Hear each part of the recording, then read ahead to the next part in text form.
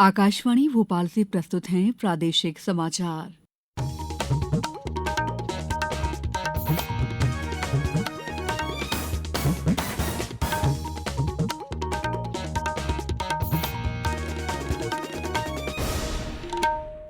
नमस्कार, समाचारों के साथ मैं दीपा सिंह। सबसे पहले मुख्य समाचार। विश्व सिकल सेल दिवस आज डिंडौरी में आयोजित राज्य स्तरीय कार्यक्रम में उपराष्ट्रपति जगदीप धनखड़ भी होंगे शामिल। ग्वालियर में वीरांगना लक्ष्मीबाई के बलिदान दिवस पर हुआ 25वें बलिदान मेले का आयोजन। प्रदेश में मानसून पूर्व की झमाझम बारिश शुरू, अगले 3 दिनों तक ऐसा ही मौसम बने रहने की संभावना। और टी20 क्रिकेट विश्व कप प्रतियोगिता में आज से शुरू होंगे सुपर 8 मुकाबले, भारत का मैच कल। अब समाचार विस्तार से।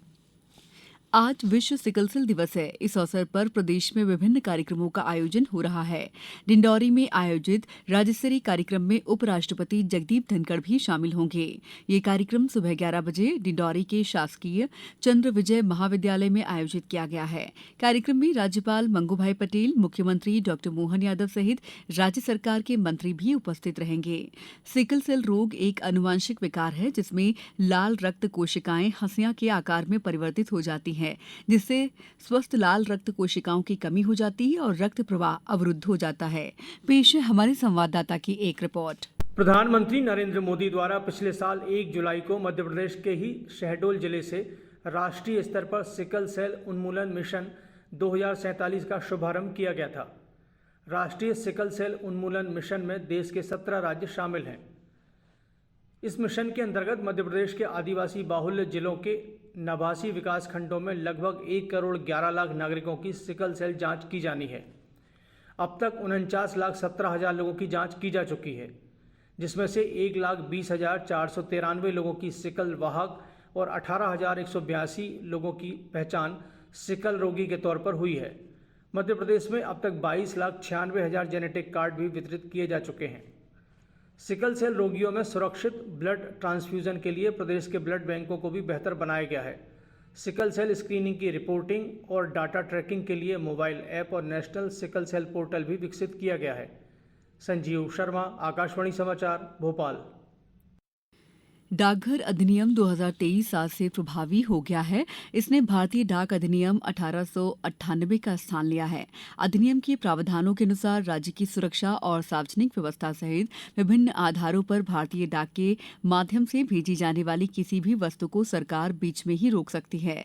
ऐसा सार्वजनिक सुरक्षा या शांति को ध्यान में रखते हुए किया जा सकता है। अधिनियम में यह भी कहा गया है कि डाक सेवा महानिदेशक को भारतीय डाक का प्रमुख नियुक्त किया जाएगा। उसके पास सेवाओं के शुल्क और डाक टिकटों की आपूर्ति सहित विभिन्न मामलों पर नियम बनाने की शक्तियां होंगी। संसद ने पिछले साल दिसंबर में डाकघर विधेयक 2023 पारित किया था। केंद्रीय विदेश, वन, पर्यावरण और जलवायु राज्य मंत्री कीर्तिवर्धन सिंह ने कहा है कि गांव का किसान मजबूत होगा तो गांव और देश मजबूत बनेंगे। कृषि विज्ञान केंद्र मझगुआ में आयोजित प्रधानमंत्री किसान सम्मान निधि अंतरण कार्यक्रम को कल संबोधित करते हुए उन्होंने कहा कि केंद्र सरकार ग्राम विकास और किसानों के कल्याण की अनेक योजनाओं का क्रियान्वयन कर रही है। उन्होंने कहा कि देश के किसानों को श्री अन्न के उत्पादन के लिए प्रोत्साहित किया जा रहा है। इस मौके पर राज्य मंत्री नगरीय विकास और आवास प्रतिमा बागरी सहित अन्य गणमान्य लोग भी उपस्थित थे। ग्वालियर में वीरांगना लक्ष्मीबाई बलिदान मेला आयोजन समिति द्वारा कल 25वें बलिदान मेले का आयोजन किया गया। इस अवसर पर अमर शहीद चंद्रशेखर आजाद के सहयोगी क्रांतिकारी रुद्र नारायण के प्रपौत्र गौरव नारायण सहित कई लोगों को सम्मानित किया गया। प्रदेश के नगरीय विकास और आवास मंत्री कैलाश विजयवर्गीय और अन्य अतिथियों ने इन सभी को सम्मान प्रदान किए। कार्यक्रम में महारानी लक्ष्मीबाई पर केंद्रित महानाट्य का मंचन भी हुआ। महानाट्य में लगभग 250 कलाकारों ने भाग लिया। कार्यक्रम का समापन कवि सम्मेलन से हुआ। समाचारों में वक्त है ब्रेक का।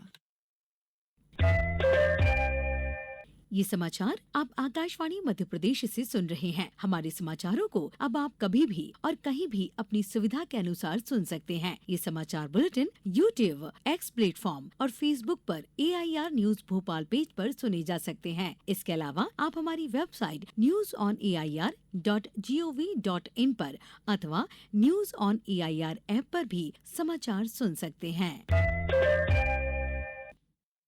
ब्रेक के बाद समाचारों में आपका एक बार फिर स्वागत है। प्रधानमंत्री नरेंद्र मोदी आज बिहार के दौरे पर रहेंगे। वे नालंदा जिले के राजगीर में नालंदा विश्वविद्यालय के नए परिसर का उद्घाटन करेंगे। प्रधानमंत्री विश्व धरोहर नालंदा विश्वविद्यालय के प्राचीन अवशेषों का भी दौरा करेंगे, जिनका नवनिर्मित विश्वविद्यालय से गहरा संबंध है।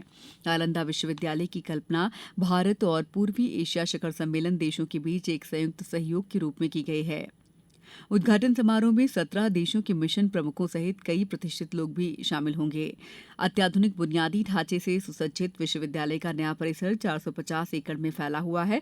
इसमें 100 एकड़ क्षेत्र में कई जल निकाय और अन्य पर्यावरण अनुकूल सुविधाएं हैं।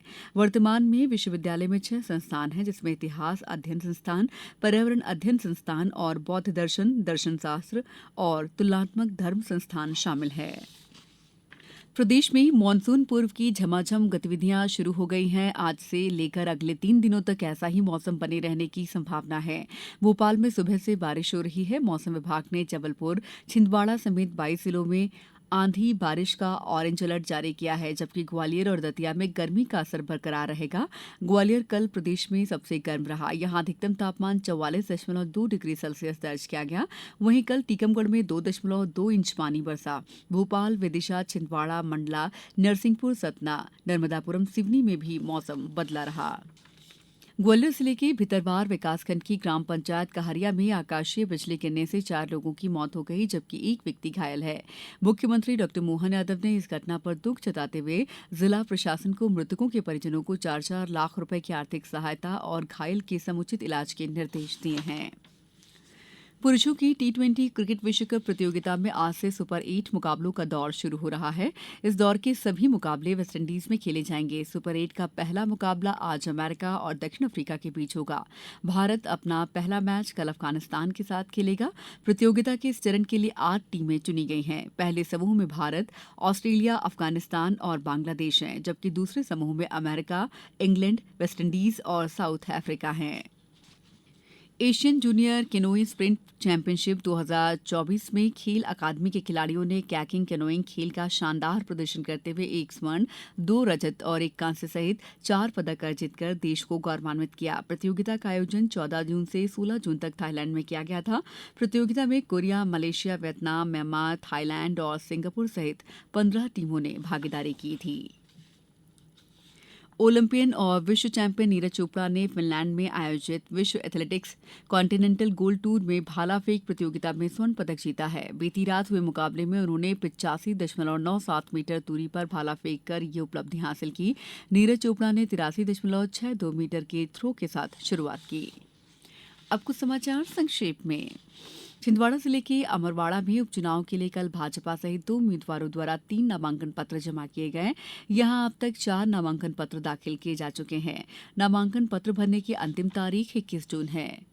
बर्ड फ्लू पर एक राष्ट्रीय कार्यशाला का आयोजन 19 और 20 जून को सुबह 9:30 बजे से होटल कोर्टयार्ड मैरियट भोपाल में किया गया है। कार्यशाला में बर्ड फ्लू से संबंधित वैज्ञानिक परिचर्चा की जाएगी। शाजापुर में स्कूल चले हम के आयोजन के अंतर्गत कल भविष्य से जुड़े कार्यक्रम जिले के विभिन्न स्कूलों और संस्थाओं में आयोजित किया जाएगा। अनूपपुर जिले के प्रधानमंत्री किसान सम्मान निधि के 83,205 किसानों को 2-2 हजार रुपए की राशि जारी की। इस योजना की ये 17वीं किश्त है। मंडला में तेज बारिश से मौसम में ठंडक आ गई है। लोगों को गर्मी से निजात मिली है। मिनी ऑरेंज ITF ट्रायथलॉन सब जूनियर, जूनियर और सीनियर नेशनल चैंपियनशिप में खेल अकादमी के खिलाड़ियों ने 3 स्वर्ण, 1 रजत और 1 कांस्य सहित कुल 5 पदक अर्जित किए हैं। इस बुलेटिन में इतना ही। नमस्कार।